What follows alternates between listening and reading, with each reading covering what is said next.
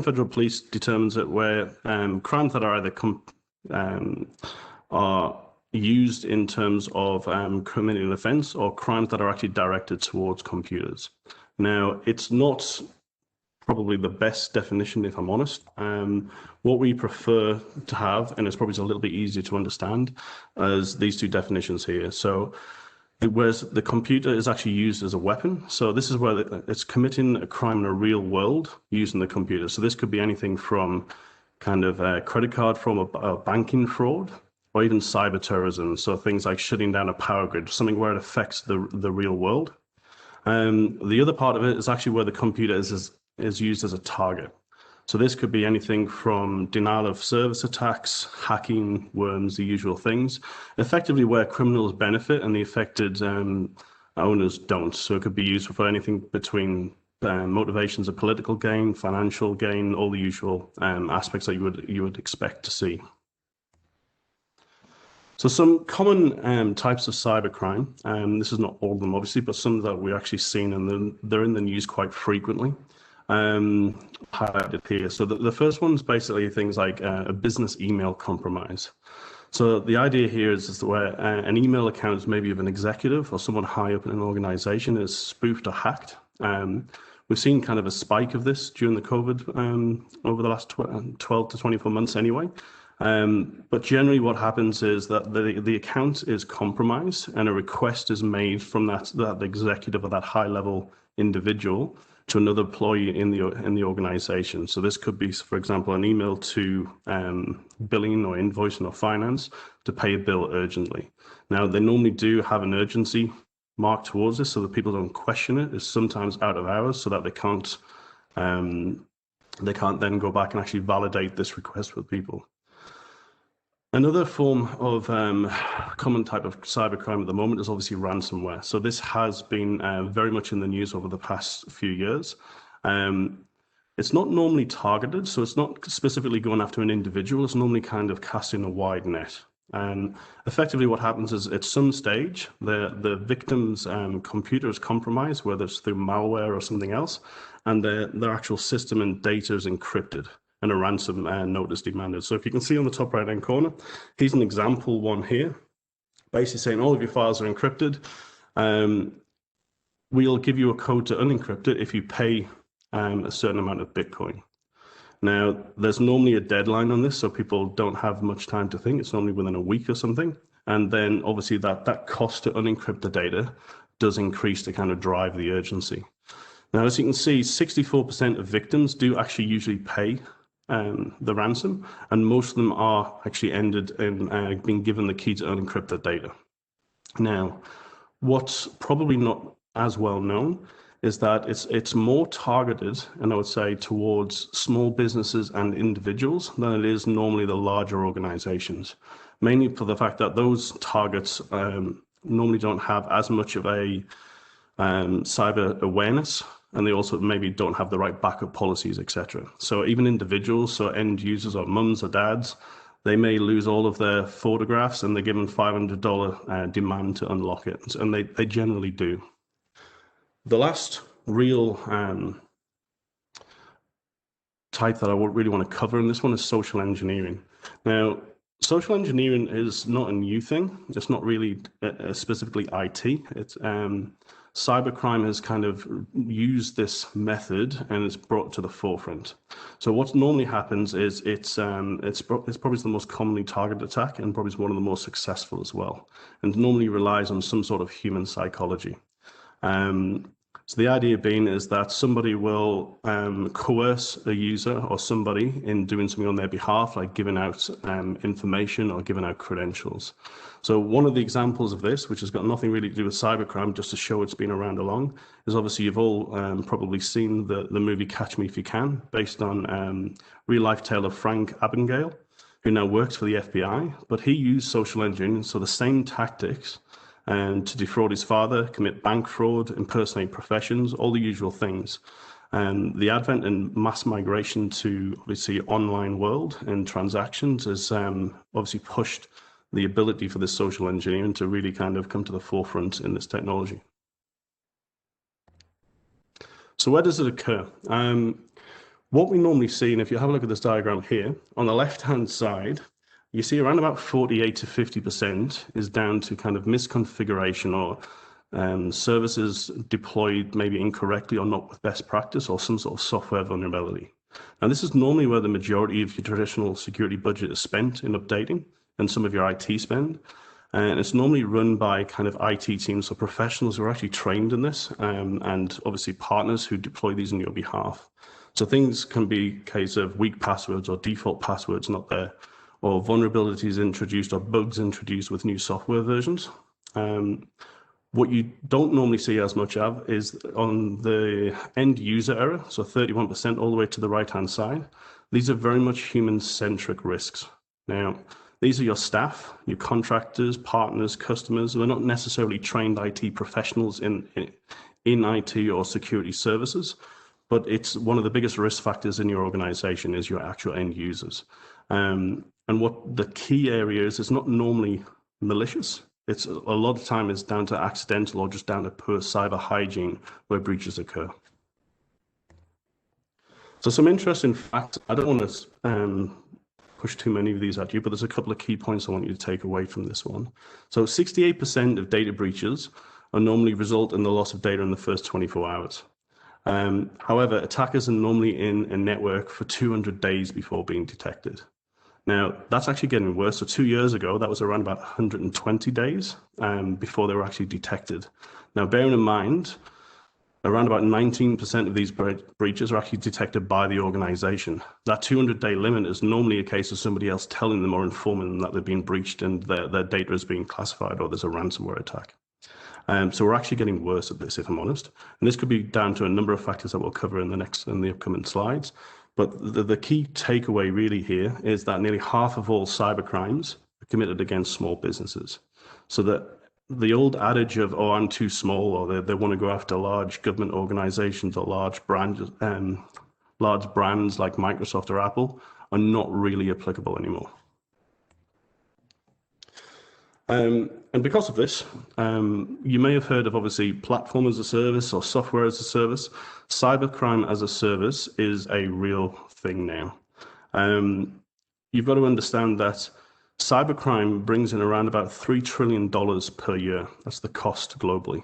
Now, if you imagine an organization that had a $3 million turnover, can you imagine what their R&D department would look like? So cyber criminals are no longer really just individuals sitting in basements, attacking with the lights turned off and blinking lights everywhere. They actually resemble tech companies. They've got a team of individuals who they pay. They've got resources, they're getting funding, and they're pretty much offering their wares to the highest bidders. Some even have customer service centers. So those ransomware attacks, when you want to unencrypt your data, those service centers are actually working with and helping people pay the ransoms, so in the Bitcoins, and helping them transact. So this is now considered more of a business, and they do have long and medium-term strategies. So what's brought this all on? How are these risks evolving? So obviously, as businesses kind of move towards digital transformation, so all of these wonderful processes which are being automated, and some of them which were never really on in a digital capacity, have been moved to cloud services. So attacks which were hard to perform because generally it was a human process are no longer being able to be targeted. So the digital transformation, yes, it gives you efficiencies in how I can become more efficient or how I can automate some service and reduce costs. It is introducing additional cyber risks into this. So you do have to understand as part of your digital transformation strategy is, do you actually require or is the benefit there great enough to validate actually digitizing some of these processes? Now, over the last year, we've obviously seen a huge focus on business continuity. Normally, well, it's pretty much been driven by obviously COVID and that mass and rapid migration from people working in an office to home workers. So that's caused all sorts of different risks and vulnerabilities. And normally what we've seen in the market so far is those who didn't have a firm business continuity plan in place, the main focus has been to en masse migrate users to enable them to work from home. Security has not necessarily been at the forefront of that movement. It's kind of been an afterthought, and people are struggling to kind of patch it after the fact rather than plan using security methods at the forefront. We've also seen, as part of this, traditionally all of your secure information and services and data has been stored in your own network. So on-prem servers, etc., behind your own perimeter and your own firewalls. With the advent of obviously that migration to cloud services or hybrid cloud services or even vendor cloud services, the perimeters moved. So the critical information and the services that you perform don't necessarily belong on your network. So as a result of that, they're now often public facing on the internet, and then the end users, especially if they're working from home, are now accessing this via the internet. So that perimeter which you had in place around your corporate offices is now actually moved. So really we need to move that perimeter towards the end user device rather than rely on everybody coming back through the corporate channels into a VPN. Now, probably the last real challenge of this, and something that we've seen, is something that's not really new. It's been introduced over the last few years, and it's kind of around that whole your work persona and your personal persona. So as you can see here, we've also got a lot of cloud services, all again accessible by the public internet, but these are all very popular and probably is employed by most of you. So you've got Salesforce there for your customer relationship management. You've got Office 365, your email, your identity management, etc. You've got Box for storage of information, Zoom for your communication, Slack for your messaging, all the usual things that come from it. These are all now publicly accessible. However, you've also got your personal persona. So these are things like Facebook, LinkedIn, Snapchat, TikTok. It's the same, your same users are using these applications, and because they're using them on common devices, especially when you've introduced things like bring your own device, they're now kind of becoming a hybrid, and that line between your work and your personal persona is really converging rapidly, especially since some organizations are actually pushing and blurring the lines even further. So for example, customers are now wanting to transact or contact your service teams via Facebook or Messenger and the likes of that. So all of a sudden your personal profiles are kind of blending with your business profiles, and no more. You can see that in kind of LinkedIn as an ideal example of it. With that, however, it brings a few other challenges. So here we have an example of some sort of bad actor or cyber criminal. They have, by some form of either social engineering or some sort of hacking, gained access to a user's Instagram account. That's their personal Instagram account.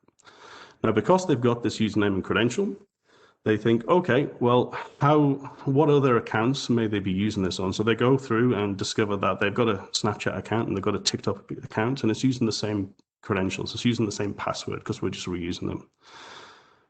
Because of that, they then think, okay, well, where does this person work? And if they're reusing passwords in their personal life, are they reusing and cross-using those passwords in their work environment? So they try the Office 365 account for their work email account, which they found online. And what do you know? They've reused the password. Now, without two-factor authentication being enabled, that user is not being challenged for a second factor. So the password is pretty much the only authentication method that they're using. Now, because Office 365, they're using as identity management, and they're using single sign-on, that also then gives them access into things like Salesforce, Zoom, Dropbox, all the usual business information systems, which introduces a whole heap of other risks.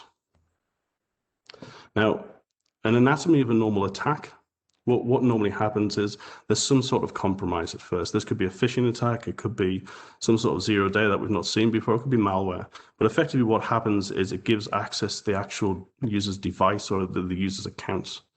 The first thing they look to do is create a backdoor. So how do they get back into this system password without being discovered? So this could be a case of on a PC turning off a firewall or opening ports or creating a remote connection back into a control center server. Once that's in place, they then look to see, I'm on their device now, or I'm on their network now. How do I laterally move throughout this network? How do I connect to another PC? How do I connect to another server or another server's account? And they move within the organization. Now, while they're doing this, they are covering their tracks for two reasons. One is to make sure that they're not getting discovered. The second part is to cover their tracks in terms of an evidence trail, so people, when they do discover this, have difficulty understanding how they got in and how they and where they actually moved to. All the while, they're pretty much gathering data. So they're finding critical information systems, and eventually they'll exfiltrate that through that back door as long as they can, and will continue to do so until discovered. Once we obviously introduce our personal and work personas together, this obviously blends. So if they're using this, if they all of a sudden their mobile device become compromised, which they're brought to work, but they're accessing email, this is how they then move laterally into an organization as well. So it introduces additional risks there. So how do we manage this change in risk and this in security? So we kind of break this down to three different challenges. The first one is being threats. So these are known threats now and sometimes non-known threats. So we understand phishing attacks. We understand that there's browser extensions or spyware and all the usual things from it. So these are known entities, and we can implement systems around that. There's also the other challenge is around vulnerabilities. So this is could be an in-house application that's being developed, code's not being removed, or debug code's not being removed, and it opens up a vulnerability in the system. And maybe the in-house application hasn't been successfully pen tested, or not really pen tested enough, and those vulnerabilities are still there to be exploited. It could be a case of shadow IT. So somebody in the organization or a department in the organization thinking, I don't want to use Microsoft Teams as a collaboration account, I want to use Slack. Now they go out and use their credit card and buy accounts for pretty much their department and start putting company data on there. And this is not necessarily meaning Slack is insecure. What it does mean though is the organization has no awareness of what information is being passed there, who's been authorized to use it, and how they're authenticated for it.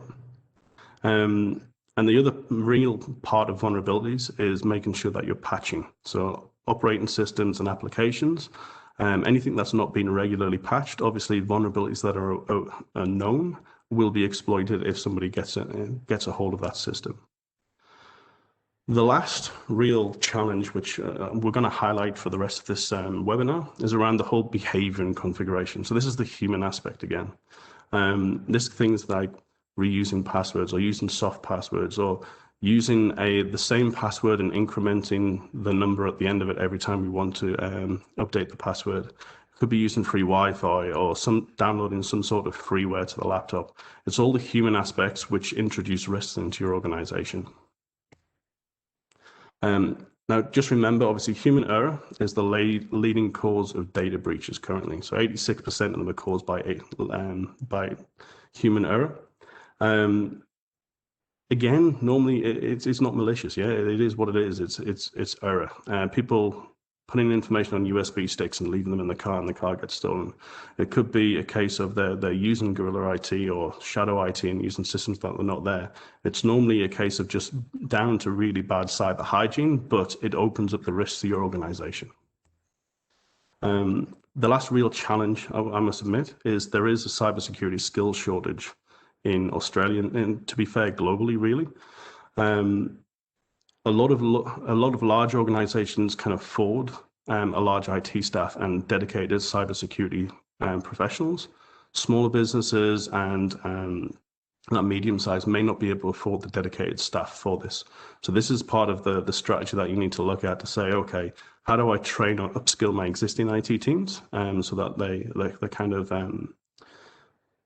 they're plugging this gap in the risk, or we then outsource to some sort of managed service provider to provide this service on your behalf and kind of de-risk and transfer the risk to another organization. So how do we address them? So we've covered these challenges up to date. So the main part really is you need to identify where your critical data and your systems and services are. It's the old adage of don't spend $1 million to save a $50,000 asset. You want to spend $50,000 to save $1 million asset. So by identifying really and understanding what your critical data and systems are, where they are, and then looking at part of your business continuity to understand how long can you survive without that access to that information or it not being operational. Once you've identified that, you understand then what sort of service levels or what sort of SLAs you need to put in place to be able to recover. And also then prioritize where you actually spend your cybersecurity budget. And then that leads you into the next three parts here, which is one, which is around the data protection. So this is your traditional security. This could be increasing firewalls, it could be endpoint protection, it could be all the usual parts for it.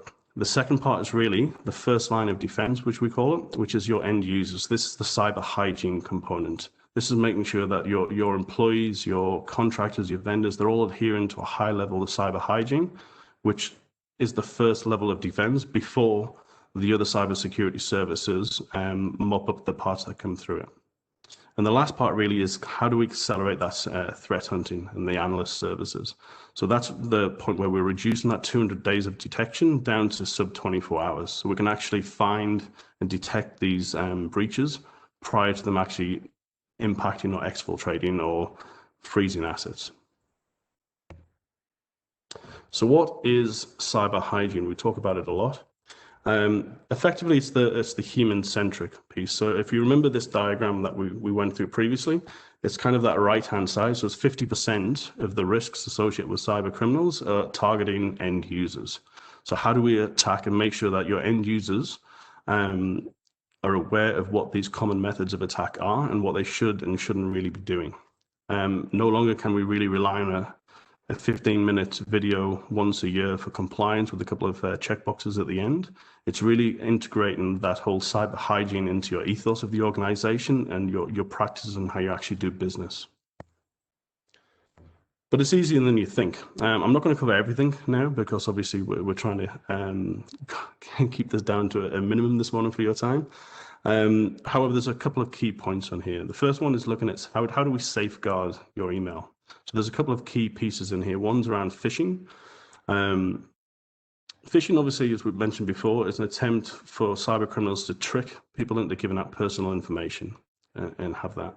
It's normally a couple of different ways it happens. Phishing is fundamentally normally via email, but please remember that actually via SMS and mobile messaging applications is actually now more rife and more successful than it is on email.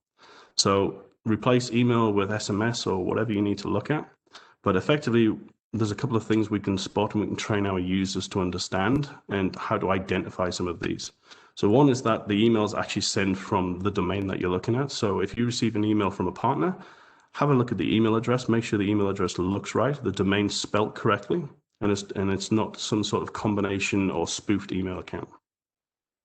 If it includes some sort of suspicious attachment or links that you're not expecting, don't click on them. It's the usual practice there. But also making sure that we read the email and we understand it. So a lot of phishing attacks really is down to poor grammar, poor email, poor actual spelling. And it's normally trying to get you to actually validate or click on something or perform an action or respond. And normally with some sort of sense of urgency. Which most organizations don't really ask you to do. So for example, if a bank sends you an email to click on a link and validate your credentials, they should never really be doing that. It's this common conception now where we should really be questioning the emails that we're actually receiving that we're not expecting. The second part is around email attachments. So obviously, endpoint protection and antivirus and malware are a must. Make sure also that they're up to date and they've got the latest definitions file. So it's pointless installing an antivirus and then not updating it, because these threats are evolving on a daily basis. So you need to make sure the actual definition files are up to date. Again, never open or save attachments from an unknown sender.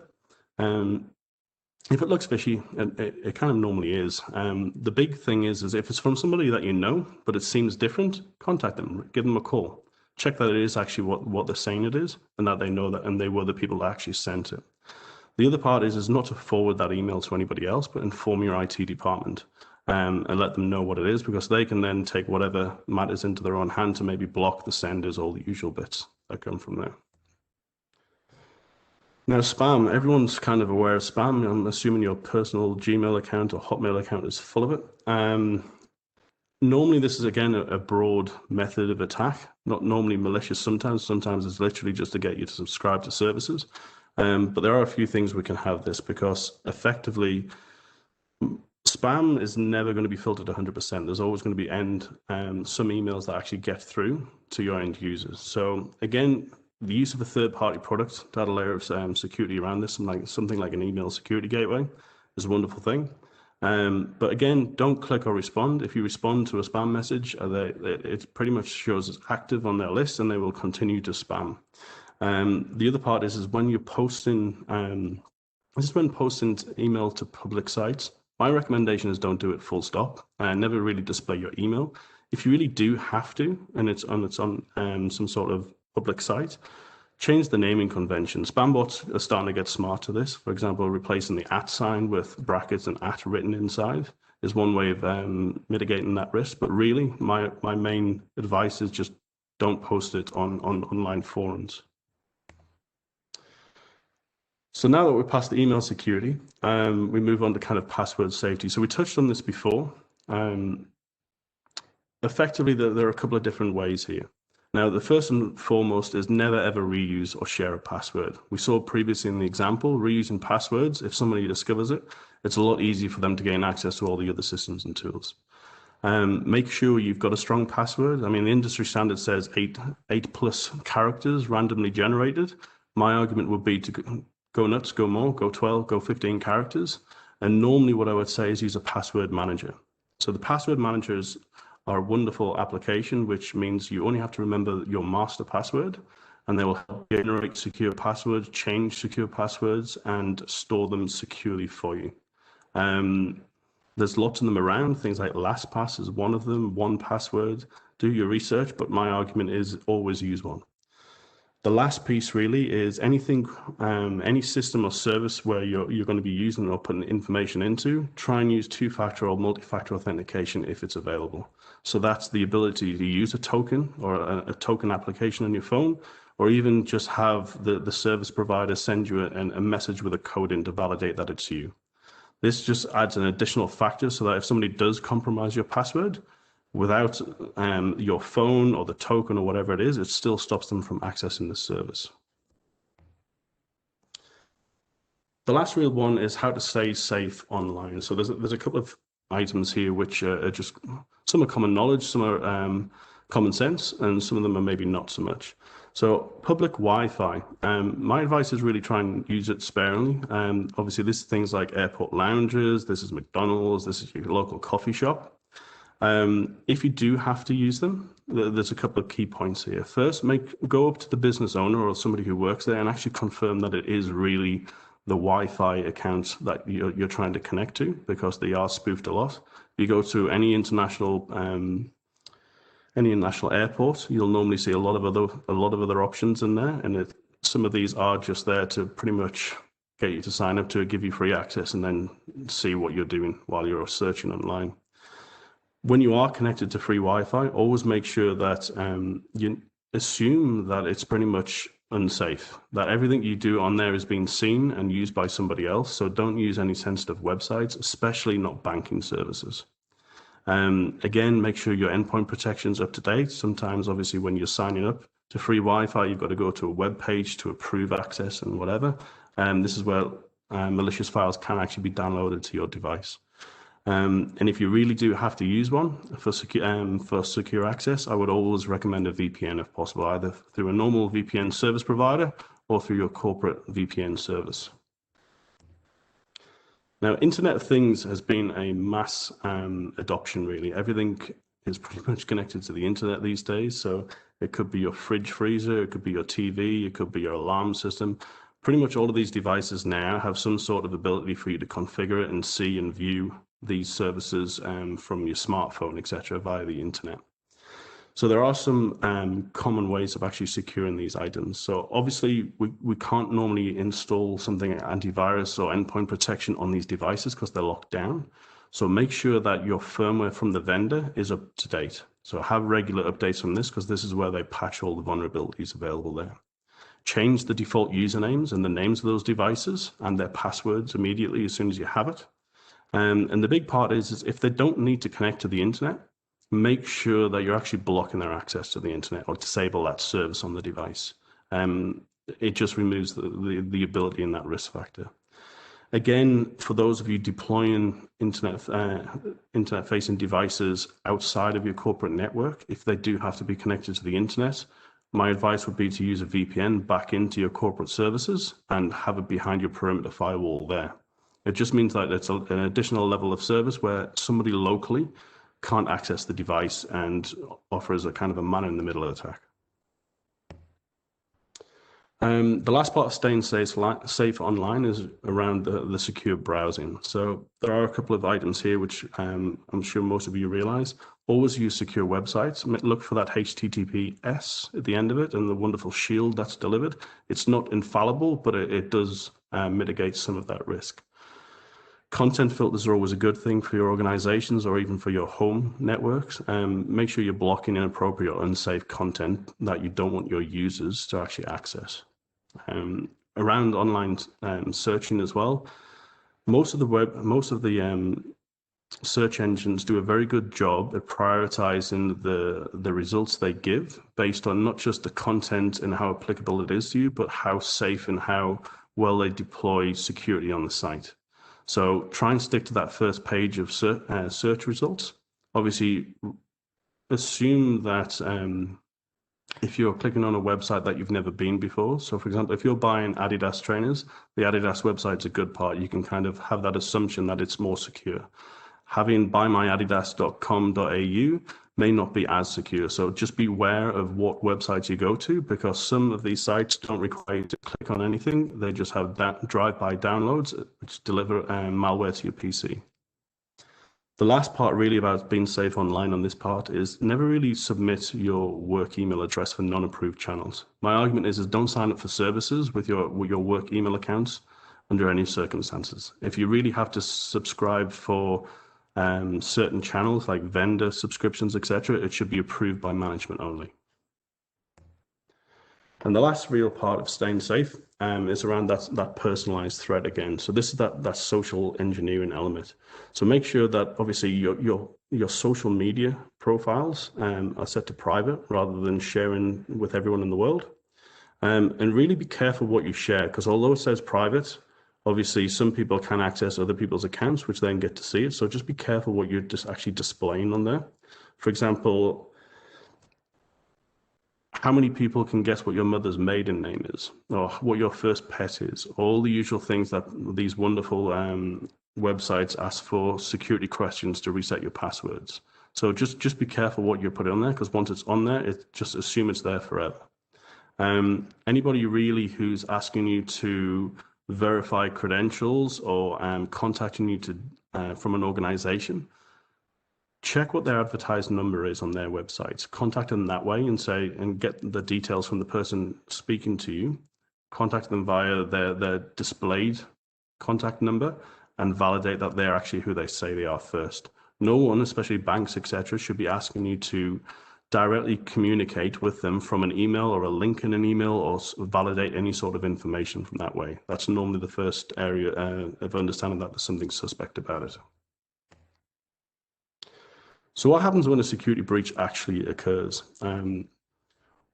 There's a number of steps really which we all need to be aware of, and a lot of this really should be defined up front, not when it occurs. So the first one is we need to verify exactly where the incident was established, how it occurred, what happened, what was compromised.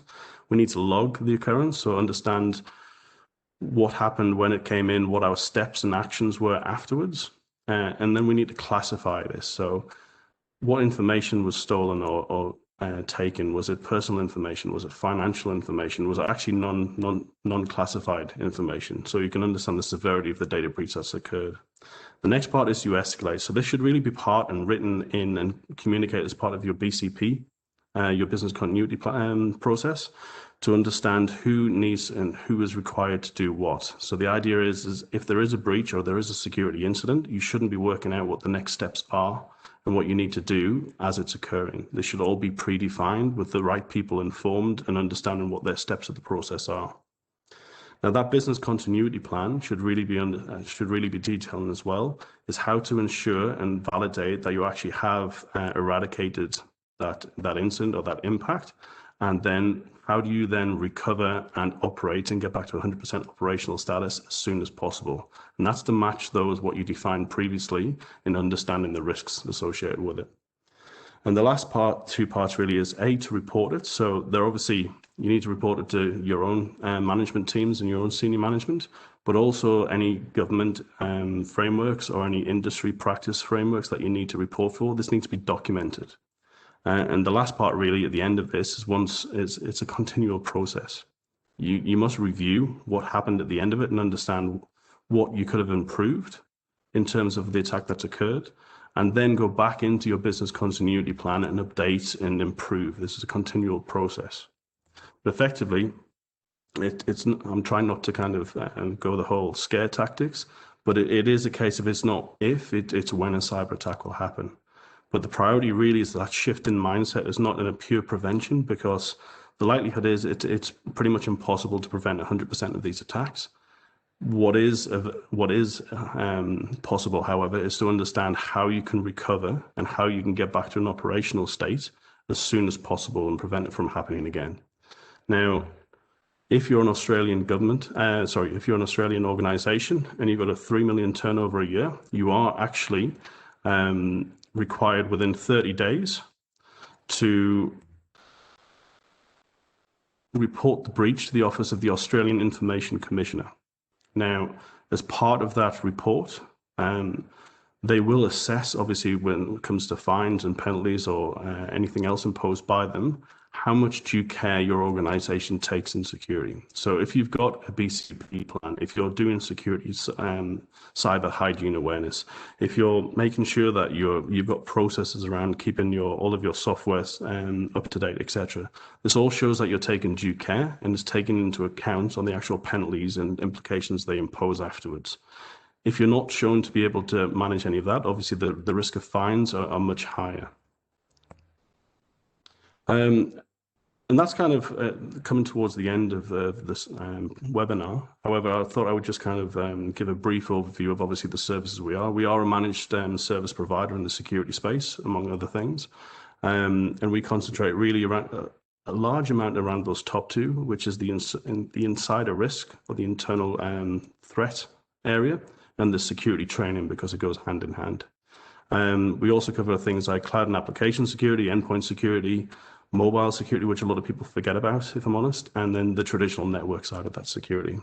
We also do cybersecurity consulting services around a lot of these areas, where we come into your organization, we help you assess, help write InfoSec policies, help understand what BCP should look like for your organization, and then the measures that we need to put in place to make sure that you should hopefully never have to employ them. As part of that as well, obviously with Nallawilli, we're offering a discounted cyber hygiene and assessment check as well. So there'll be some details I'll send through at the end of this webinar. It'll come through to your email accounts, but feel free to reach out to us or ask any questions. Thank you. I'm probably going to hand over to some Q&A now. Georgia, over to you. Hi, thank you. We've had a few questions come through, probably just have time for one or two. So here's one here. How has the pandemic affected cyber incidents? Are there security messages that the market is not yet aware of because of the pandemic? So I might take that one. So I kind of touched on this before. The pandemic has really, it's not a case of people didn't have security procedures and practices in place. What the pandemic's really shown is this mass migration of people and making sure that the businesses are moving people into a working from home scenario. So offices have been closed, obviously, as cities have been shut down. And there's been this whole emphasis on how to make sure that the business still operates and people who have got job functions can still do this at home. So people have been sent out laptops, iPads, they're being given Zoom accounts, all sorts of things as part of this. And that's kind of what I touched on before. So a lot of the mass rollout in this, those organizations which maybe weren't really embracing that home worker style, were probably to the disadvantage more at the beginning of this pandemic. So there was a big rush to roll out applications and new services to give people the ability to video conference or have transactions or access systems and information from a remote location. Unfortunately, that did lead to more of a priority around enabling the service rather than securing it. So what we've seen I would say over the last 6 months really is people take us kind of halted what they're doing. They're not sure, especially in the global market, when some people are going to be back into office is a little bit different over here. But they're looking to assess now to say, okay, I'm not going to do anything else with enabling these services, but we need to make sure that we're actually, any security gaps or holes that we've put in place are getting plugged now. Now, what will be interesting is over the next 6 months to see how the priority of that budget to plug those gaps really stays, or whether or not they fall back into a default operating system when they move back into the office. So that's the part which I'm interested to see how it kind of evolves over the next couple of months, now that Australia is really kind of opening back up and people are starting to go back into the office. Great, thank you. That's all the questions we have time for today, unfortunately, but we'll be able to cover some of the other ones that have come through in the follow-up email that we send through tomorrow. But thank you everyone for joining, and we hope you enjoyed the presentation, and feel free to reach out if you have any other questions or would like to get in touch. Thank you everyone. Enjoy your day. Thank you.